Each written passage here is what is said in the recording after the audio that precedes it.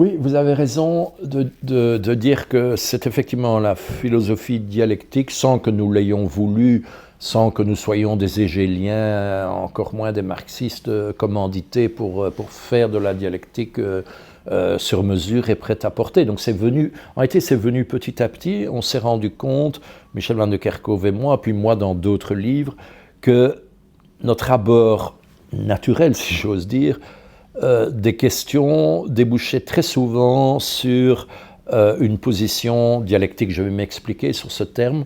Mais déjà négativement, on peut déjà bien comprendre ce que c'est que la dialectique en rappelant ce que Gaston Bachelard appelait, Gaston Bachelard qui était un épistémologue français, ce qu'il appelait la loi de la bipolarité des erreurs, et par laquelle il dénonçait le fait que souvent une question faisait l'objet de traitements réducteurs diamétralement opposés, la communauté scientifique passant brutalement d'un excès à un autre. Voilà, loi de la bipolarité des erreurs. Vous savez, comme les marxistes dogmatiques qui deviennent des capitalistes effrénés. Il y a une sorte de... On peut d'ailleurs souvent montrer qu'il y a des points communs. En l'occurrence, ici, ce serait une forme de matérialisme. Il y a des points communs entre les tenants de ces positions opposées, mais qui ne sont pas nécessairement si opposées que ça. Et en tout cas, le point commun, c'est un dogmatisme, un réductionnisme, c'est-à-dire traiter une question en la simplifiant. Il n'y a qu'à. Alors on brandit des drapeaux sous la bannière desquels on est invité à se ranger. Ce sont les théories en isme qui jettent des anathèmes sur les théories opposées. Donc vous voyez je m'échauffe un peu parce que vraiment c'est quelque chose auquel je suis très sensible, c'est résister à tout prix à la simplification, avoir au contraire le culte de la nuance et comprendre que les positions apparemment opposées partagent souvent plus qu'elles ne veulent bien l'avouer. Et donc laisser toute sa chance, et c'est très juridique comme attitude, à l'opposition, à la contradiction. C'est une des plus belles vertus du droit, c'est de ménager le contradictoire, de ne trancher qu'après avoir beaucoup hésité, d'avoir ajusté, j'aime beaucoup le verbe ajuster, d'avoir ajusté les plateaux de la balance en écoutant le pour et le contre. C'est une des plus belles valeurs de la méthode, de la rationalité juridique, c'est le contradictoire. Eh bien, au fond, appliquer cette méthode à tous les sujets traités, à toutes les questions posées, ce n'était pas un tic de méthode, ce n'était pas voulu à l'avance, mais ça venait naturellement. Et un jour, on en a pris conscience en quelque sorte, et on a commencé, notamment ça venait dès le début. Je vous ai déjà dit, le trait d'union de mythologique montrait bien que l'on ménageait, à la source de la rationalité juridique, que l'on ménageait le logique et l'imaginaire. Et puis, dans le livre sur les directives d'interprétation, c'est entre la lettre et l'esprit que l'interprétation correcte, me semble-t-il, féconde, satisfaisante, se développe. À propos de l'interprétation, nous avons aussi ménagé le couple entre convention et invention. Et nous disions que les juges, le bon juge qui interprète le texte, à la fois il est conventionnel, évidemment, il respecte les précédents, il lit la doctrine, il s'inscrit dans la ligne de ce qui est attendu. Et c'est pas mauvais, la sécurité juridique est une vertu nécessaire. Mais en même temps, il doit savoir faire preuve de discernement, de courage, d'audace. Et donc le pôle invention fait contrepoids au pôle convention. Et donc une interprétation doit pouvoir aussi, en rapport avec le cas traité, être créatrice. Voilà. Donc on voyait déjà des indices de cette dialectique à l'œuvre dans les ouvrages où elle n'était même pas encore pensée comme telle. Je pense, il faudrait voir ça de plus près, mais je pense que c'est vraiment dans le livre Le droit ou les paradoxes du jeu qu'on a au moins une quinzaine de pages où est théorisé pour la première fois ce que nous entendions par dialectique. Pas spécialement hégélienne ni marxiste, on se référait au grand philosophe français Merleau-Ponty qui parlait de dialectique sans synthèse. Non pas par pleutrerie, ou non pas par incapacité de trancher, mais parce que il n'y a pas nécessairement lieu de trancher. Ce qui est intéressant, c'est de montrer la tension toujours à l'œuvre et jamais clôturée entre les deux pôles opposés. L'homme, la femme, la vie, la mort, l'objet, le sujet, la nation, l'Europe, voilà, tous ces pôles qui littéralement structurent notre manière de penser. Il ne s'agit pas de faire triompher l'un pôle sur l'autre, mais de montrer qu'ils sont en interaction infinie, permanente, et que les choses intéressantes se passent dans l'entre-deux, dans le champ où émerge, enfin d'abord où se produit une tension maximale et où émergent des choses nouvelles, qu'on appelle l'histoire par exemple, qui est le résultat de cette dynamique entre les pôles opposés. Alors la dialectique entraînait quelques corollaires, comme par exemple l'un ne va pas sans l'autre, ce qui est un bon mot d'ordre méthodologique, toujours garder à l'esprit ce qu'on a apparemment rejeté, refoulé, simplement potentialisé. Le potentiel peut faire retour, donc l'un ne va pas sans l'autre. Il y a de l'un dans l'autre. Je me rappelle, pendant des années, j'ai fait ce schéma au tableau noir pour mes étudiants. Je faisais le schéma du Tao, vous savez, un cercle avec une sorte de S. La moitié du S est noirci, l'autre est blanc. Mais dans la partie blanche, il y a un point noir. Dans la partie noire, il y a un point blanc. Voilà, donc il y a de l'un dans l'autre, il y a du masculin dans le féminin. Voilà, ce sont des mots d'ordre très, très, très importants à garder à l'esprit pour rendre les problématiques étudiées, productives, vivantes, oui, c'était aussi une des conséquences de la dialectique, relativiser les différences que l'on a tendance à absolutiser, et voilà, relativiser les différences certainement pour les rendre productives, les écarts. Vous voyez bien aussi que cette position dialectique a des conséquences éthiques, puisque elles conduisent toujours à ouvrir le même sur l'autre. L'autre n'est pas jamais aussi radicalement autre qu'il me soit étranger. Voilà. Et de ce point de vue-là, une de mes sources d'inspiration, c'est certainement Ricoeur, avec son livre très difficile, mais magnifique, Soi-même comme un autre. Soi-même comme un autre.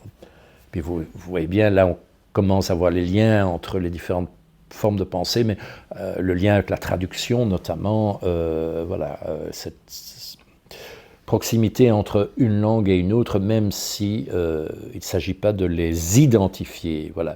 Les identités sont toujours plus ouvertes, moins clôturées, moins absolutistes, donc moins hégémoniques, moins menaçantes qu'elles ne le croient, et les différences sont plus relatives qu'on ne le dit aussi. Voilà. Tout ça, c'est le bouger, c'est la dynamique de la dialectique. Et honnêtement, j'en reste toujours émerveillé 50 ans après. Je trouve que c'est une méthode extraordinairement féconde pour aborder, même par principe, n'importe quel sujet. Voilà. En tout cas, ça vous garde déjà de pas mal d'erreurs, comme la loi de la bipolarité des erreurs. Voilà, alors à partir de ce moment-là, effectivement, cette méthode dialectique nous est devenue plus familière. On l'a appliquée dans le livre dont on parlait, Le droit ou les paradoxes du jeu. Je pourrais, on ne peut pas parler de tout en même temps, mais je pourrais vous montrer comment elle est à l'œuvre dans mon livre La nature hors la loi, dans le rapport de l'homme à la nature. Je pourrais vous montrer l'incidence de la dialectique dans ma théorie narrative du droit. On pourrait la montrer à propos de pyramide ou réseau, mais là, vous le voyez, de nouveau, le titre le reflète, puisqu'il s'agit de penser la théorie générale du droit au tournant de l'an 2000, entre un modèle ancien qui prend des coups mais qui n'a pas disparu, qui est celui de la pyramide, modèle kelseenien, et le modèle plus branché, plus actuel du réseau. Et je me souviens très très bien, c'est une anecdote personnelle, je me souviens très très bien avoir été trouver mon ami Michel van de Kerkhove en disant « Michel, les choses ont tellement changé, il faut actualiser notre théorie du droit. Si on faisait une théorie du droit en réseau ». Et je me souviens très bien, et heureusement qu'il était là, des réticences de Michel, à la fois séduit par cette perspective moderniste du réseau, mais tenant à juste titre à montrer que le modèle ancien n'avait pas disparu. Et ça donne le compromis dialectique, donne le titre « Pyramide ou réseau ?» point d'interrogation. Et je pense qu'on se félicite tous les deux d'avoir tenu les deux bouts de cette analyse. Voilà. Et quel est le lien que vous faites entre cette conception dialectique et un concept que vous mobilisez beaucoup, qui est le concept de paradigme? Ah oui, merci, vraiment, vos questions sont excellentes. Oui, bon, alors je dirais la dialectique, c'est une méta-méthode, c'est une philosophie, et c'est même une éthique. Vous avez vu les termes dans lesquels j'en parlais. Alors, les paradigmes nous ont énormément servi dans toute cette œuvre. Je vais vous montrer comment, mais c'est à un niveau un peu moins fondamental, si vous voulez, un peu plus opérationnel aussi. Donc, notre analyse des paradigmes n'est pas originale, elle est empruntée au philosophe épistémologue des sciences américain Thomas Kuhn, théorie des révolutions scientifiques, où la tension essentielle, et on retrouve le mot tension. Pour lui, c'était la tension dans les sciences entre tradition et innovation. Enfin, voilà, il fallait faire les deux, je partage tout à fait cette idée. Mais donc, paradigme, alors il dit... bon, au sens étroit, un paradigme, c'est un bon exemple, mais c'est le sens large qui m'intéresse. Il dit, le paradigme, c'est au fond, simplifions, la théorie en vogue, la théorie adaptée, la théorie en cours dans une communauté savante à un moment donné de son histoire. Alors, dans les sciences humaines, je dis tout de suite, il n'y a pas un paradigme, par exemple pour la psychologie ou l'économie, il y en a souvent une guerre paradigmatique, donc plusieurs en concurrence, même s'il y a des effets de dominance. Mais le paradigme, explique Thomas Kuhn, est la matrice de la discipline. Elle contient les lois ou théories fondamentales de la discipline, ces lois fondamentales, ces exemples bien choisis, sa vision du monde sous-jacente, et j'aime beaucoup qu'il en parle aussi, même des valeurs. Donc vous voyez le mélange délicat entre connaissance et axiologie. Il y a aussi des valeurs dans le pot, dans cette matrice disciplinaire que représente le paradigme.